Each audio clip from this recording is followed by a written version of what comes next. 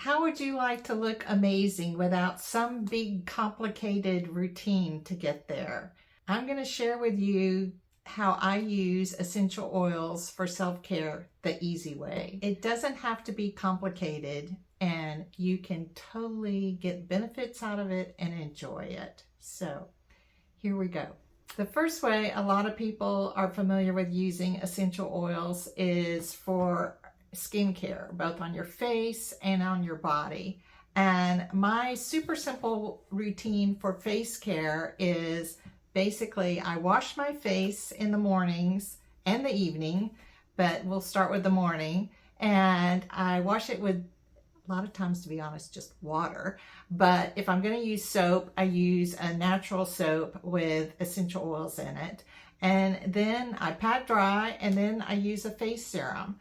And I just take the face serum and dab it on my finger, smooth that over, do it again about 4 or 5 times, and I'm done with my face care.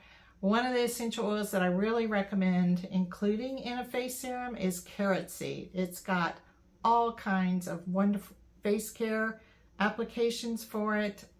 It's great for mature skin.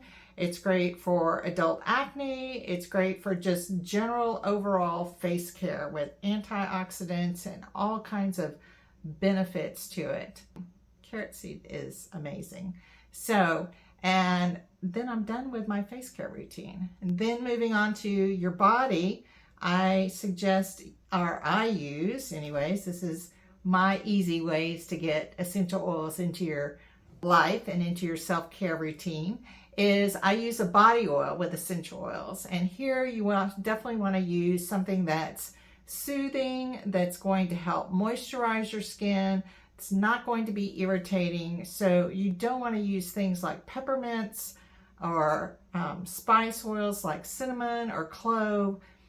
Gravitate more towards essential oils like lavender, patchouli, frankincense, clary sage perhaps. So if you're making your own, one thing to keep in mind is the dilution rate. You want to keep it somewhere around 2%. More is not necessarily better, but I'll have my body oil and then I'll just tip it out, rub it. One of my big areas is my legs always get really dry and itchy.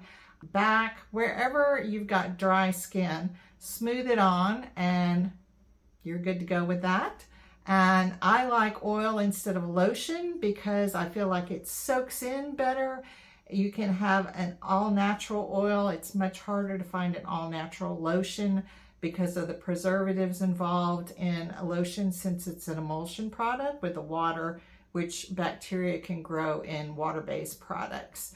And then the last thing I do before I get ready to start my day as far as my face care routine is a lip balm. And I do use mint or tea tree in lip balms because it's a smaller area. Mint really helps you focus. It's just kind of a get your day going kind of essential oil, which is great to start the day with. So if this is all sounding good and you're ready to dive in, consider seriously downloading our free essential oil starter guide, which will help guide you through ways to bring essential oils into your life with face, body, and holistic benefits. There's videos where I explain about the different areas. I also have a list of suggested essential oils. I also include some safety guidelines, and there's even a DIY recipe or formula in there for you. So the link is down below in the description. So it's totally free. Go ahead and grab it if you're interested. The next place we're going to move into is talking about bringing essential oils more into your home, because if you can surround yourself with the essential oils, the aromatherapy benefits, it's almost like having a little bit of a spa right there in your own home. People are always telling me how great I smell, or if they come into my home, and definitely in my soap shop, how fabulous everything smells. I've had people tell me how great my car smells back just from I was bringing products or hauling things around. So the scent definitely lingers and it just kind of filters through your whole day for you. So a super simple way to do that is to simply shower with soaps or shampoos that have essential oils in them. Pick a scent that you really like, because if you don't like it, you're not going to use it. And a wash-off product like soap, you can branch out a little bit more. You can include things like peppermint or cinnamon or things like that, because it's going to be washing off. You don't have to be quite so cautious as you do on your face or a body oil where it's actually going to be absorbed into your skin. One essential oil though that I do suggest, as far as especially for shampoos, is rosemary, because rosemary is a great essential oil as far as hair care. And so you might keep that in mind. So another thing to consider is multi-purposing products that you may already have or that you are considering purchasing. For example, I have a peppermint spritzer that is great for getting that peppermint in, just kind of a perk me up in misting around me. Peppermint is very refreshing. It helps you focus. It can help you stay awake. But it was made with the formula from the CDC as far as an alcohol base, so it can also double as a hand sanitizer even. So I keep one in my purse so that I've always got it when I need it. Some of our customers, for example, another example is our lotion bars. They're a solid tin with a solid moisturizer in them, and people can tip them out, rub them on their hands, travel with them because they're solid. But a lot of people will buy them in peppermint and then just take them to work, because smelling them, peppermint is great for headaches and nausea. So try to pull whatever products that you have with essential oils. Think of ways you can use them throughout your day so that you have that essential oil benefit in multiple ways throughout your day in your home or in your workplace. So some other ways to bring essential oils into your home would be linen sprays or room sprays as well. Just make sure that they're created with essential oils and not fragrance oils. So if you read the label and it says fragrance on it, then it's probably not created with an essential oil. It's with a fragrance oil, which is not going to have the same benefits or aromatherapy effects that essential oils have. And then the third area that I wanted to talk about a little bit more was more of a way to utilize essential oils to benefit, I guess, your overall mindset or grounding or whatever, as far as starting your day in the morning. If you know that you have something that you're really going to need to focus on, or maybe you're working on a particular product and even if you're staying up late or something, again, peppermint, all of the mints really are really good as far as taking a sniff of one of those, maybe having, like I mentioned, the lotion bar or the soap, or if you have a bottle of peppermint essential oil and just sniffing that a little bit can really help you clarify things and keep that focus.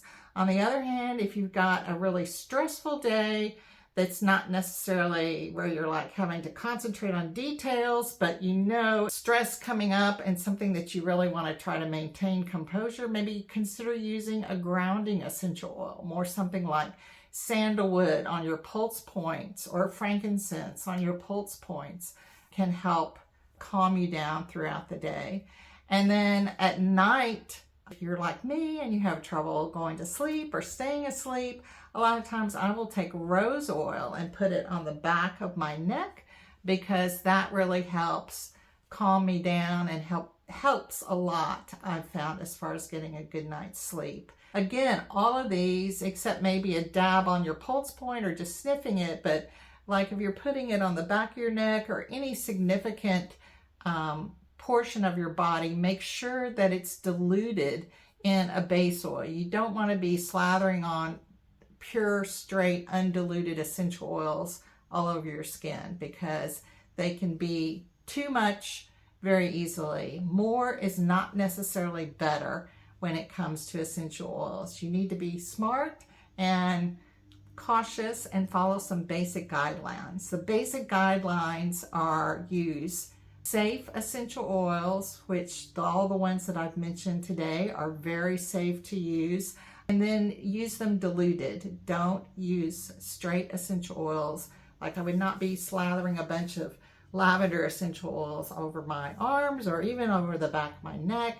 I mean, pulse points or a dab here and there on an insect bite, sure, but not large areas. They need to be diluted, preferably at about a 2% ratio of the essential oil to the base oil. And if you sign up for my Glow Rituals for Essential Oils, get that free download. It's going to walk you through lots of steps as far as the safe use essential oils and how to use them, more tips on how to use them for your face, for your body, and for your overall aromatherapy benefits. So I hope you enjoyed this video and got some helpful tips out of it.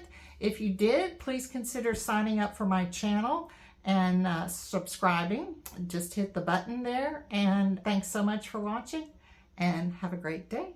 Take care.